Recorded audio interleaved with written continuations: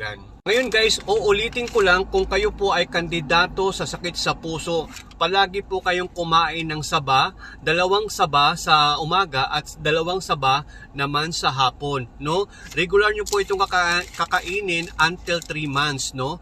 So, ang pagkain po nito ay pwede pong hilaw. Much better po ang hilaw, 2 saba at 2 saba sa hapon.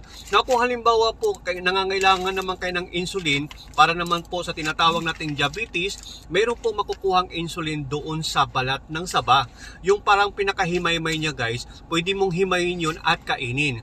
Now, kung gusto mo naman ng mas mabisa guys na insulin, pwede mo pong ilaga yung dahon ng saba at pwede mo pong gawin siyang tsaa. So malaki po ang maitutulong ito kung kayo po ay mayroong sakit sa puso para ma-prevent po at maiwasan po natin yung tinatawag nating heart attack. Now guys, napakasimple lang po ang solusyon para hindi po tayo magkasakit. Palagi ko pong inuulit-ulit ito. Unang-una, dapat po balanced diet ang inyong